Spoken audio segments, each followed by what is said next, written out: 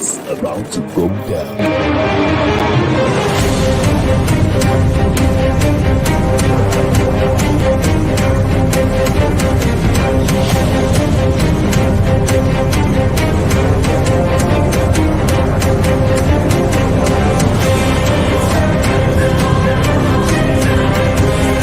It's lovely pass, and here he turns cleverly. Can he find a finish? Oh, he can! Skill by Joshua, and a return right hand. Good counter right. Bullen is hurt. Second right hand. That clipped him as well. Now he goes in for the kill. Well, Ricciardo is inching into the lead, and Ricciardo that win the Italian Grand Prix! Gonzalo running the floor. Still leading the way with Canada in there too with the Netherlands.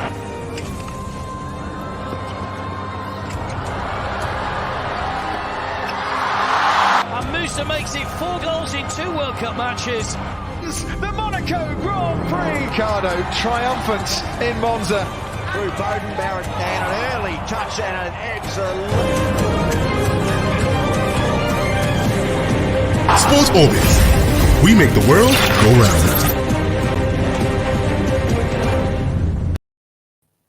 Hello, viewers out there. You're welcome to Sports Orbit, reaching you from Leadership TV. My name is Afa Acho.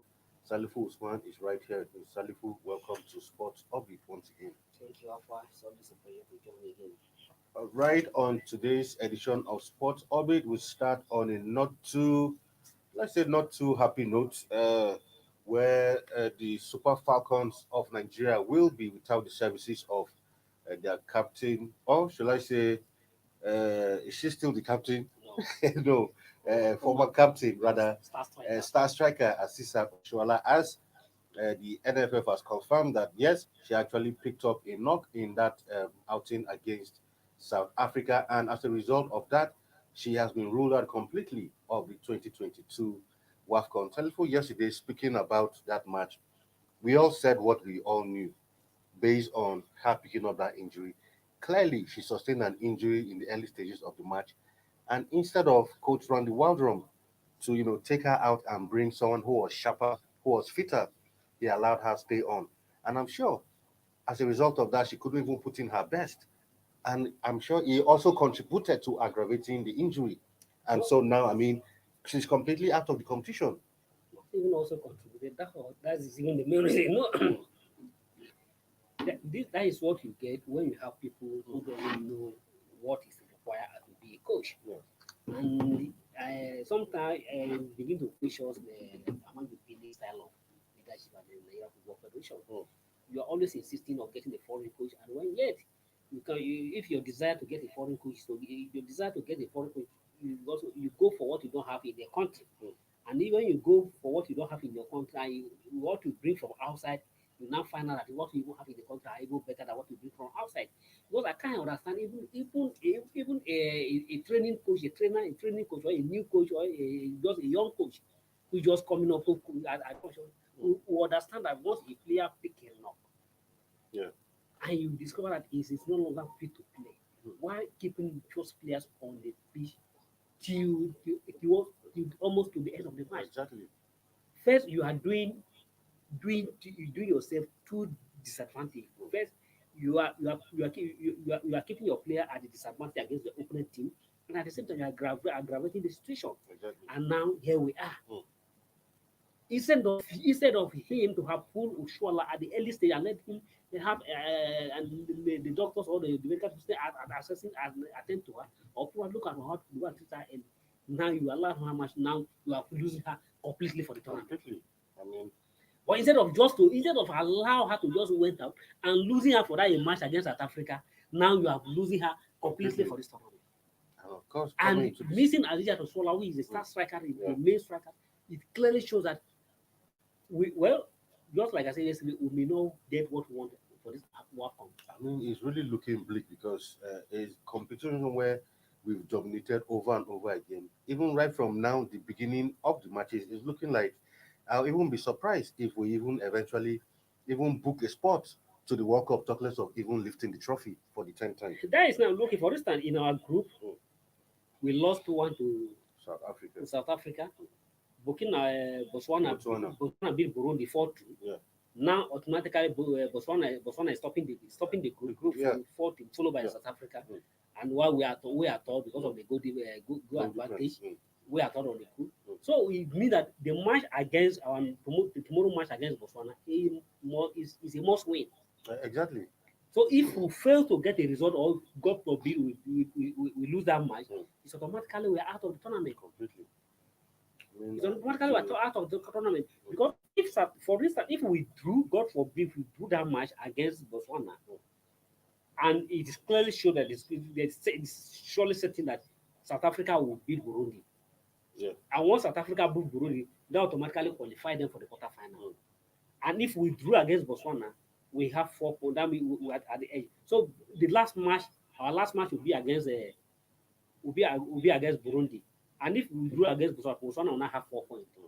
So Botswana and South Africa, and because South Africa knows that Nigeria is their main rivals, who can also a country who have denied them this tournament, this trophy for a very long time, so they can decide to play a court game against Botswana, so that to ensure that they are let's kick your enemy out. Yeah. Because if you give your enemy another life opportunity, they can come at the end of at the final to hurt them. So they will prefer to play an accord match against Botswana if Botswana don't withdraw the match, and just to ensure that they ease Nigeria copies out of the tournament. So we have to be very, very careful. Now we have lost a key striker in the person of Oshoala. So where do we go from here? So the only hope now, and I think Rangirondo yield to it or listening to it, if he's backing on Francis Udiga to become another striker for the tournament, we may not get it. So he have to switch up to give to Monday. To me, give Monday is the only hope we have now at the striker this tournament. But if he doesn't think like you and he want to stick with Francis Udiga, apology to Francis Udiga, he's a good player, but he doesn't have the space anymore. Absolutely. And we're still on the WAFCON where Morocco and Senegal have qualified for the semi-final of the competition.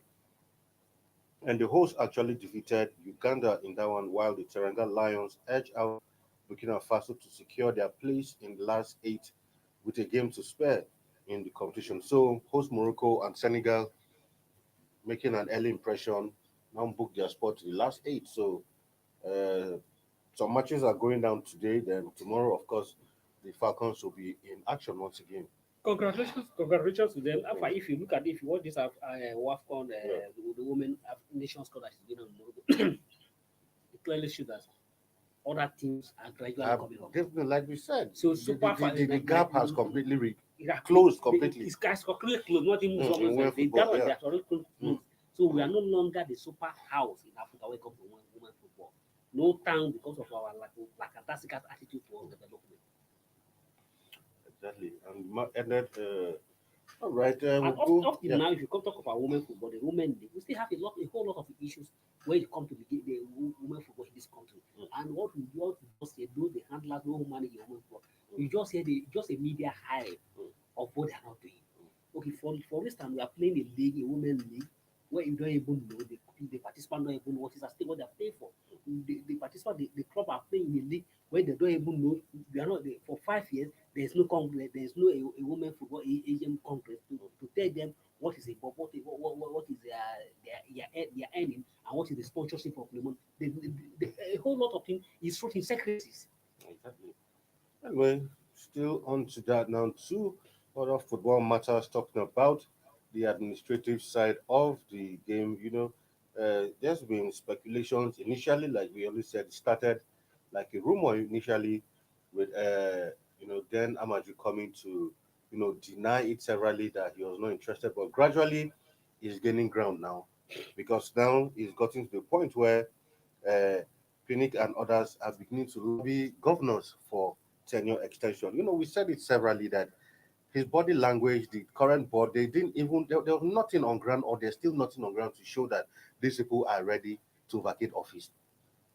Several times they denied that no, we are not. In fact, for Pinnick, he said, no, I need to spend time with my family. I've done the job enough. I'm not interested in the third term. But here, everything is now in black and white.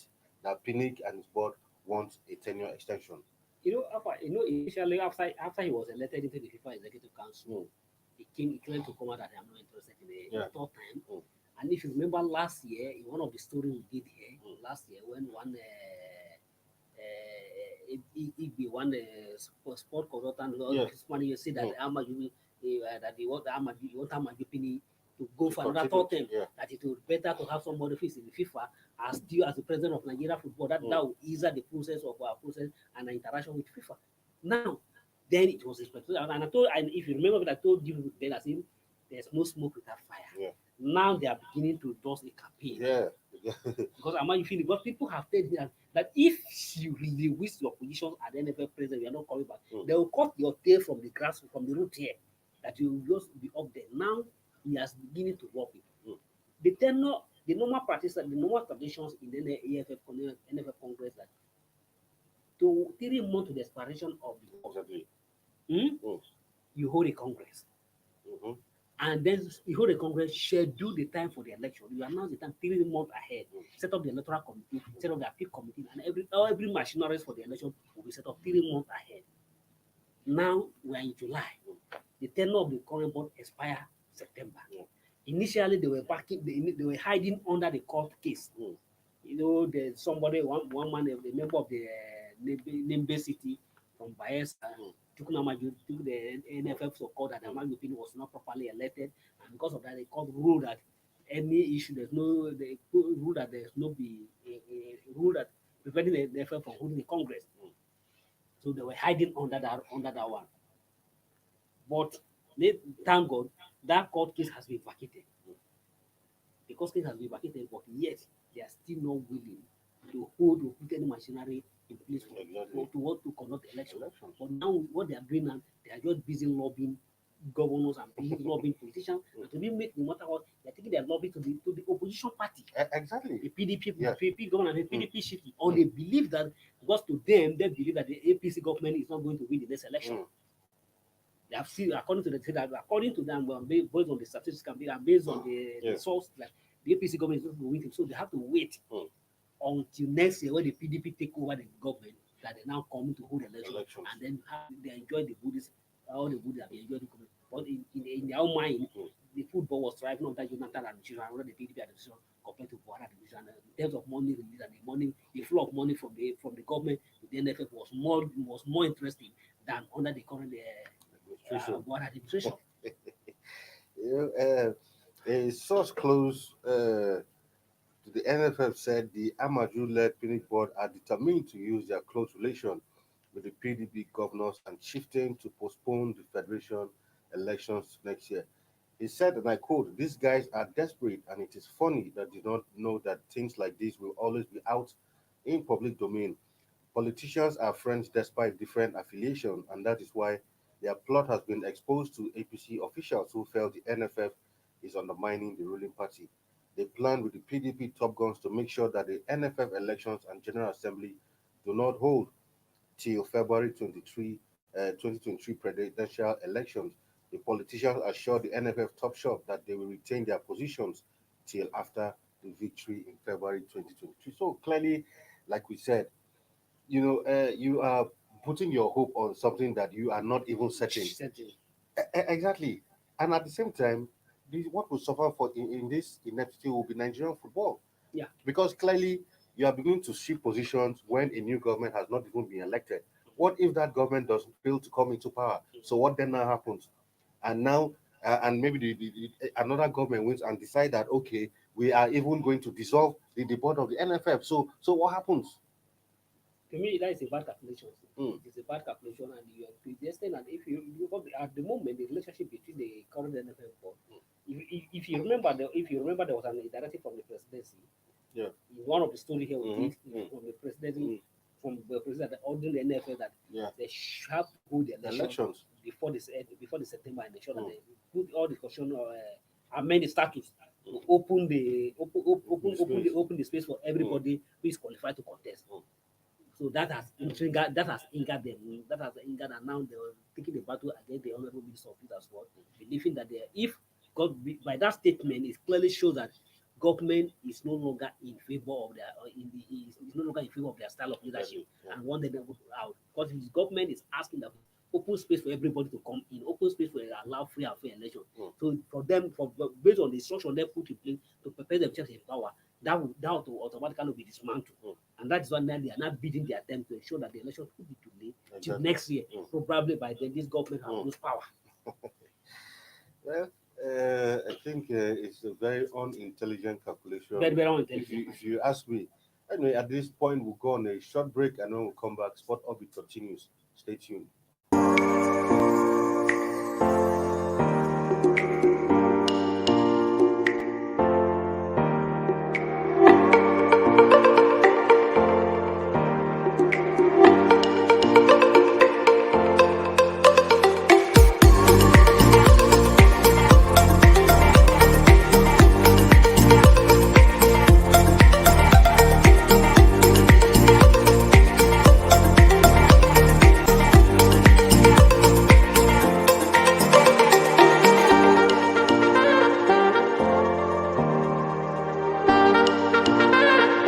For sponsorship and advert placements, please contact 080-3688-6158. Last Word Leadership Podcast Studio. You have the last word.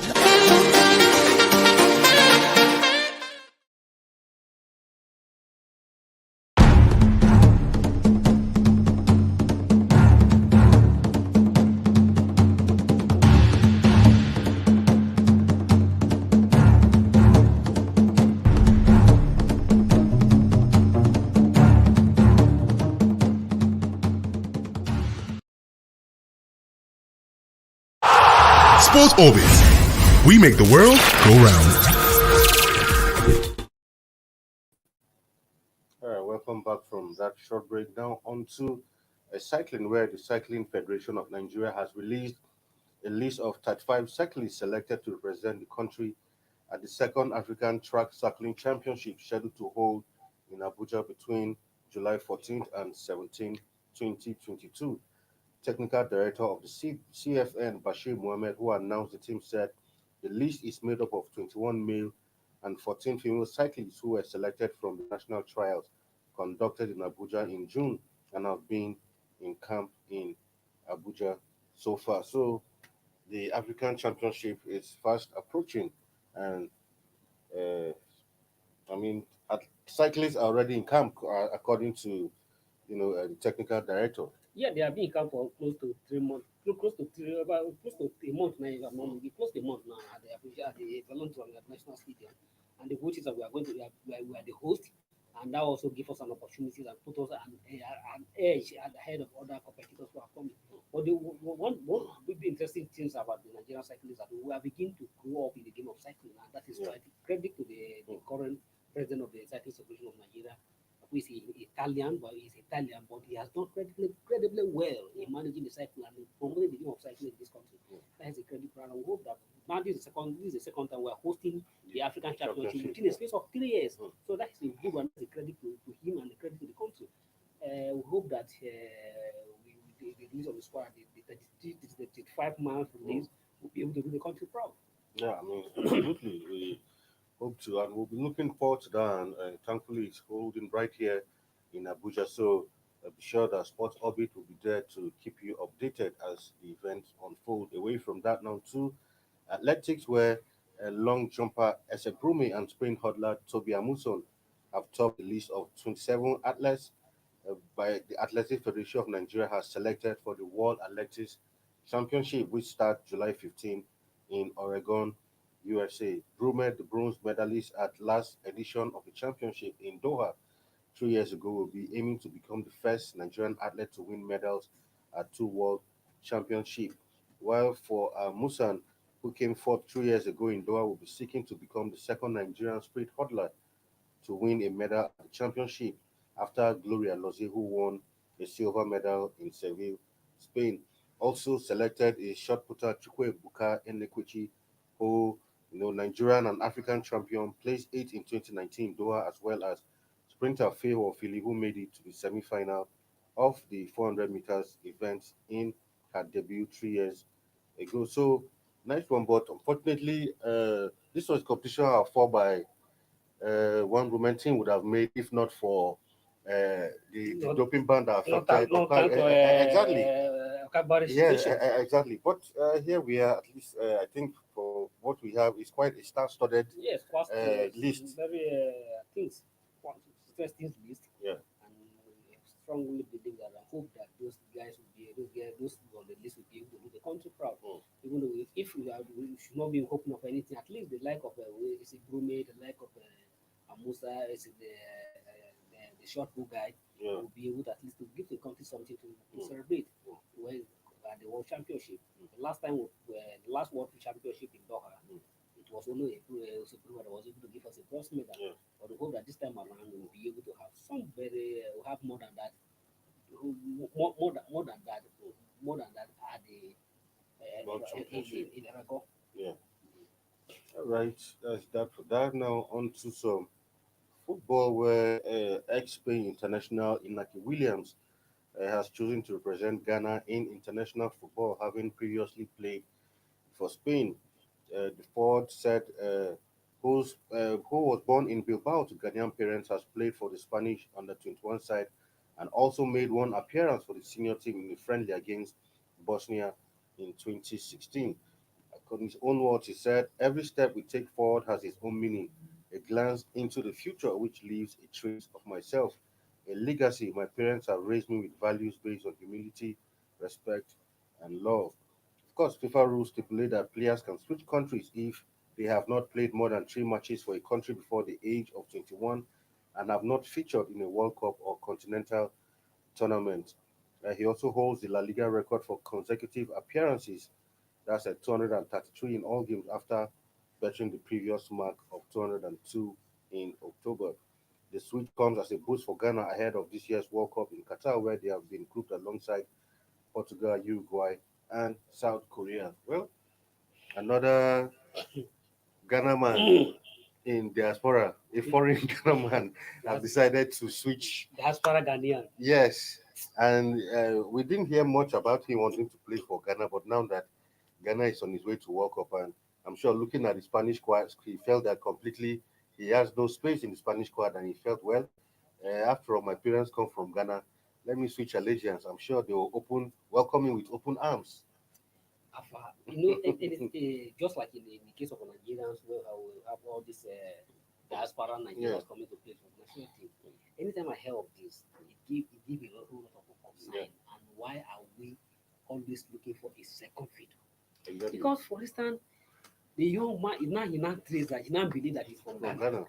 For all these years, if somebody who have grown into adult, all these years we have grown into adult. Had no links. He has never have a trace of his root to Ghana until after he has found out that all hope, everything he dream of was with the Spanish side have lost.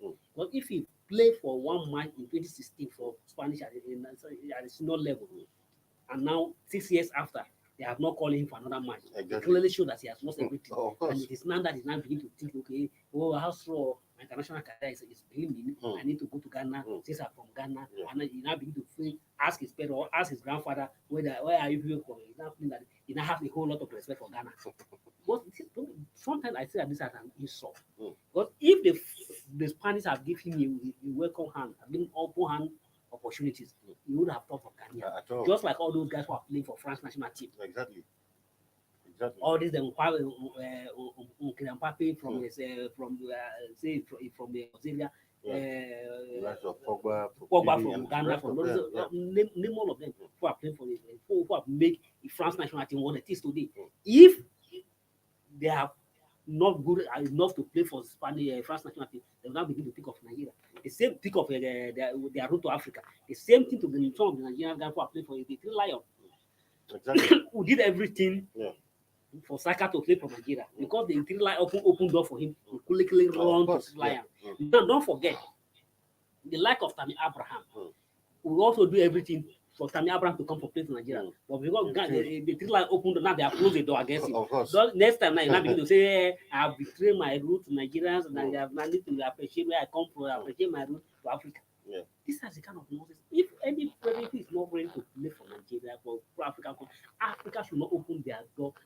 time where they have lost everything where they are. Exactly.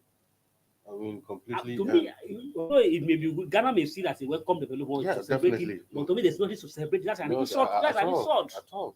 Because That's I an mean, insult. So those players, no who have matter been home playing at Ghana home, should exactly. know that Ghana cannot go to the World Cup and win the World Cup. At all. So those players who labor to qualify for the World Cup should be good to the one to represent the World Cup and play for the World Cup. Not after people labor, work hard to qualify the country, and then somebody somewhere else will just come to benefit from it and just to after answer this that he has played at the World Cup. No. African to begin to appreciate their own and hold to what they have. If I'm not good, if you see you are not good to you are not good to play, just be where you are. Not after they have labor, after you think that there's no hope for you where you are. You are not thinking of you begin to think of saying that's why I come from Africa. I don't celebrate such story. No, I do agree. I mean, for the Naki Williams, I mean, he's a very, very average player. Nothing. Average player for that matter. There's nothing so special. I've never heard of him. You're not. If not of today, I've never heard of him. Exactly. He says he played for athletic club. Yeah. But I don't see anything special for him. Special. So, like you said, it's nothing. So Ghana share about. I strongly believe that Ghana may be welcome this situation, but definitely Ghana can do that thing. They can, and I agree. I mean, this time in Africa, there are a lot of players who labor day and night in the local leagues who haven't had opportunity of even breaking to the national team. Right? Someone just because you were born abroad who never had anything to do with the country, one day you just realize that I'm from Nigeria or I'm from Ghana. Let me go and represent them at since they're going to the World Cup. For instance, in the case of Nigeria, like people like Ekong Williams, you can appreciate them because from the youth they begin to play for the country. Believe that they clearly show that they have interest in Nigeria, the country, and begin to play for their country. The like of Osajo, then we have the opportunity to play for Russia. But he turned down the Russia and choose Nigeria. I agree. I'm going to our last story before we leave, which is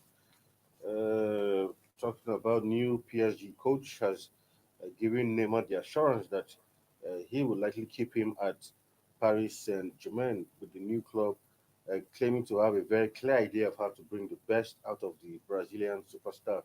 Former Lille manager Galtier inherited the reins at PSG following Mauricio Pochettino's sacking on Tuesday. Potential return to Camp Nou has been suggested for Neymar, while the likes of Chelsea, United, Newcastle have also been credited with an interest. But the new coach doesn't want to see such talented playmaker leave the club for now. Well, the new coach, there has been speculation the past few weeks that he might be leaving the club, but the new coach is coming to say, well, I think I know how to bring the best out of you. Yeah, I think that is a bad news for Chelsea fans who are hoping the Neymar will come to join them. This new man has foreclosed that move, so that is the bad news for all lovers of Chelsea. And just like you see, it is only a very stupid coach that will allow the Neymar to just walk away. Neymar may have some attitude issues, but if you know how to manage him, he's a very talented player and very skillful player. If you know how to manage him, you get the best out of him. And that's what the coach has promised, that he know how to handle him and you get the best out of him. And what they are always looking for every year to win the Champions League. So that's why they even brought a new coach who is not too well known from a smaller team, Lille, after sacking Pochettino. And well, do they feel that this is the man who will? Initially, there was speculation that Zidane was coming in, but that was not to be. I was shocked to when the Galtier was named as new coach of PSG because not too much is known about him when it comes to European football, apart from he being a coach of Lille. Yeah, just like you say, not only you, even me, I was also shocked yesterday. Because immediately I heard of the exit of the Pochettino, I was hoping that the next thing we heard that Jidin has been announced as the coach, or probably Mourinho has been brought in as a coach.